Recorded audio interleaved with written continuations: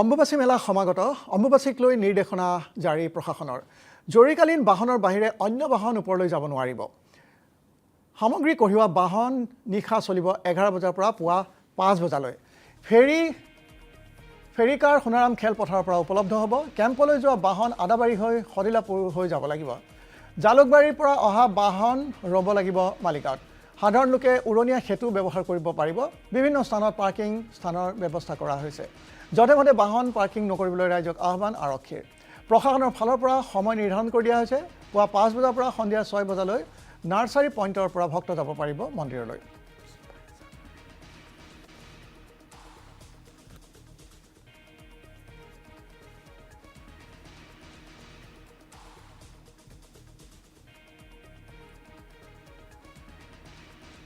আপোনাৰ ফালৰ পৰা এটা সময় ধাৰ্য কৰি দিছে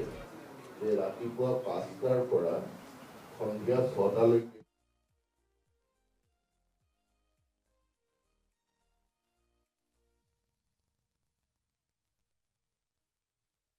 আপোনাৰ ফালৰ পৰা এটা সময় ধাৰ্য কৰি দিছে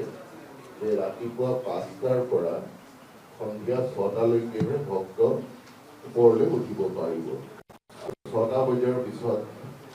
কোনো ভক্তই তলৰ পৰা কামাখ্যা মন্দিৰৰ পৰা ওপৰলৈ আহিব নোৱাৰে প্ৰশাসনে গেট বন্ধ কৰি দিলে গতিকে এই যিটো সময়সীমা বান্ধি দিছে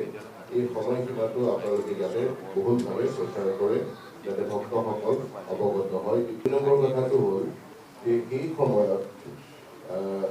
বহুতো এনেকুৱা লোকৰ আগমন হয় যি দেখা যায় যে মাদক দ্ৰব্য সেৱন কৰে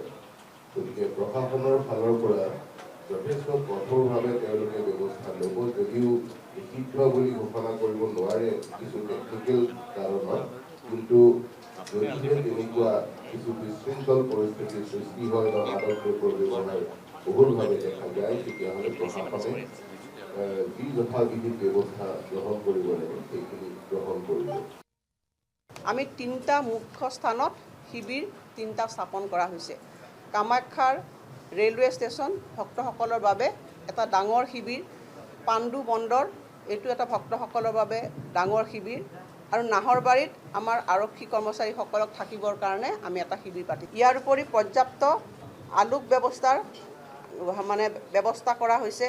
আৰু বিশেষকৈ GMCয়ে দিনে নিশাই পৰিষ্কাৰ পৰিচ্ছন্নতা আৰু PHC বিভাগে বিশুদ্ধ খোৱা পানীৰ ইতিমধ্যে যোগান ধৰাৰ কাৰণে তেওঁলোকে ব্যৱস্থা গ্ৰহণ কৰিছে আৰু আমি বেৰিকেডিং কৰি আছোঁ গোটেইখিনি আৰু কামাখ্যাৰ পাদদেশৰ পৰা একেবাৰে কামাখ্যা মন্দিৰলৈকে ইয়াত আমাৰ কাৰ্পেটিং কৰা হ'ব ভক্তসকলে যাতে অসুবিধা নাপায় খোজকাঢ়িবৰ কাৰণে তাত কাৰ্পেটিঙৰ ব্যৱস্থা কৰা হৈছে যে যোৱা বছৰ প্ৰায় 85 লাখ আমাৰ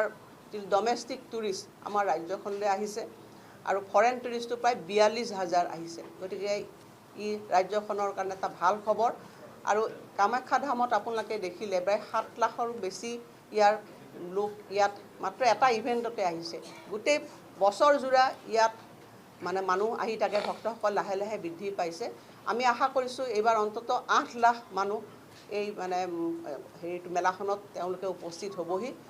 অসমৰ ৰাইজকো আহ্বান জনাইছোঁ যে আপোনালোকে মেলাখনলৈ আহক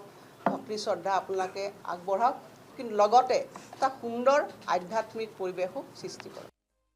যিটো আপোনালোকৰ নাৰ্সাৰী পইণ্ট কামাখ্যা ফুট হিলৰ পৰা টুৱাৰ্ডছ মা কামাখ্যালৈকে কোনো ধৰণৰ যান বাহন চলাচল কৰিবলৈ দিয়া নহ'ব এইখিনি ক্ষেত্ৰত খালি থাকিব প্ৰযোজ্য থাকিব যিখিনি ইমাৰ্জেঞ্চি ভেহিকেল লাইক এম্বুলেন্সে হওক বা পানীৰ গাড়ী হওক GMCৰ যিখিনি গাৰ্বেজ কেৰিং ভেহিকেলছ আছে সেইখিনিৰে অহা যোৱা কৰিব দিয়া হ'ব জালুকবাৰীৰ পৰা অহা গাড়ীখিনি আপোনাৰ আমি ৰখাই দিম স্বাগত হস্পিটেলৰ সন্মুখত তাৰপৰা তেওঁলোক অন ফুট আহিব আৰু গাড়ীখিনি ঘূৰাই পেলাই আমি বিভিন্ন পাৰ্কিং প্লেচ আমি ইয়েৰমাৰ্ক কৰিছোঁ তাতে গাড়ীখিনি ৰাখি দিম একৰ্ডিংলি যিখিনি গাড়ী আপোনালোকৰ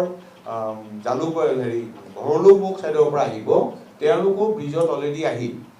তেওঁলোকো আমি গেট নম্বৰ 3 যিটো আমাৰ ৰেলৱে হেডকোৱাৰ্টাৰ গেট নম্বৰ 3 তাতে তেওঁলোক এলাইট কৰিব এলাইট কৰি তাৰ পৰা অন ফুট দি কামাখ্যা টেম্পললৈ যিটো ফুট হিল তালৈকে আহিব পাৰিব এই ক্ষেত্ৰত আছে যিখিনি পাব্লিক ধৰক বাছেছ আহিব বা নৰ্মেল যিখিনি কমিউটাৰ্ছ আছে তেওঁলোকক আমি ব্ৰিজৰ ওপৰেদি যাব দিম তেওঁলোকক মই ৰিকুৱেষ্ট কৰিছোঁ তেওঁলোকে যে ছাৰ্ভিচ লেণ্ডটো এভইড কৰি দিয়ে এই ক্ষেত্ৰত কিন্তু যিখিনি লোকেল ৰেচিডেণ্টছ থাকিব তেওঁলোকে ছাৰ্ভিচ ট্ৰেকটো ইউজ কৰিব পাৰিব সেইখিনিলৈকে বৰ্তমানকৈ প্লেন আৰু আমাৰ পাৰ্কিং স্পেচ কিছুমান আমি এয়াৰমাৰ্ক কৰি থৈছোঁ এইটো হৈছে আদাবাৰী যিটো বাছ ষ্টেণ্ড আছে সেইটো হ'ব সৰু গাড়ীৰ কাৰণে আপোনাৰ আছে বৰিপৰা স্কুল বৰিপৰা ফিল্ড যিখন আছে সেইটো সিফালে আছে আপোনাৰ ITI মাছখোৱা তাত ৰাখিব পাৰিব ASTC মাছখোৱা পাৰ্কিং এটা আছে আৰু আমি ঈদগাহ ফিল্ডখনো ল'বলৈ আমি ডিষ্ট্ৰিক্ট কমিশ্যনাৰক ৰিকুৱেষ্ট কৰিছোঁ সেইখিনি জেগাও আমাক প্ৰভাইড কৰিব লাগে